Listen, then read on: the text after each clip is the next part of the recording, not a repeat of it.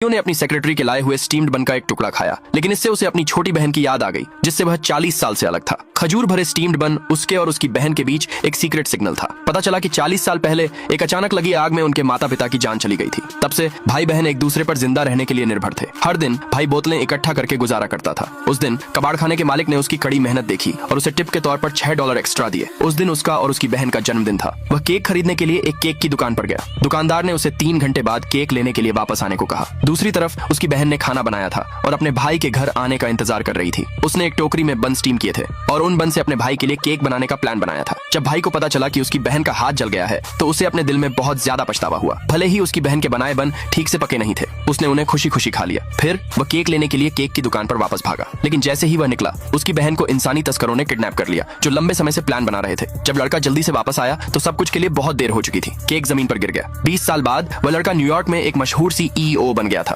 अब जन्मदिन का उसके लिए कोई मतलब नहीं रह गया था। उसकी एकमात्र इच्छा अपनी बहन को ढूंढना थी, लेकिन असल में उसकी बहन हमेशा उसकी कंपनी के नीचे खजूर भरे स्टीम्ड बन बेचती थी। उसे विश्वास था कि इससे उसे एक दिन अपने भाई को ढूंढने में मदद मिलेगी। अब उसकी बहन की जिंदगी मुश्किलों से भरी थी। उसे न सिर्फ अपनी बेटी के हॉस्पिटल के बिलों के लिए पैसे जुटाने थे, बल्कि अपने विकलांग पति की भी देखभाल करनी थी। लेकिन जिस बात से उसे खुशी मिलती थी वह यह थी कि आज उसका और उसके भाई का जन्मदिन था। उसने हमेशा की तरह बन केक जलाया। इसी पल CEO की सेक्रेटरी नाश्ता खरीदने के लिए नीचे गई। अपने सामने सिंपल केक देखकर उसे CEO का जन्मदिन याद आया, इसलिए उसने बंस लिए और जाने से पहले कुछ पैसे रख दिए। ये देखकर लड़की उसे रोकने के लिए आगे बढ़ना चाहती थी, लेकिन तभी उसे हॉस्पिटल से कॉल आया। डॉक्टर ने बताया कि उसकी बेटी की हालत बिगड़ गई है और तुरंत ऑपरेशन की जरूरत है। दूसरी तरफ सेक्रेटरी ने खरीदा हुआ नाश्ता CEO को दिया। CEO ने लापरवाही से एक बाइट ली, लेकिन तुरंत उसे बचपन के दिन याद आ गए जब वह अपनी बहन के साथ रहता था। वह तुरंत सेक्रेटरी के पीछे नीचे गया उस इंसान को ढूंढने के लिए, लेकिन उसकी बहन पहले ही टैक्सी लेकर हॉस्पिटल जा चुकी थी। आगे देखने के लिए हमारे चैनल से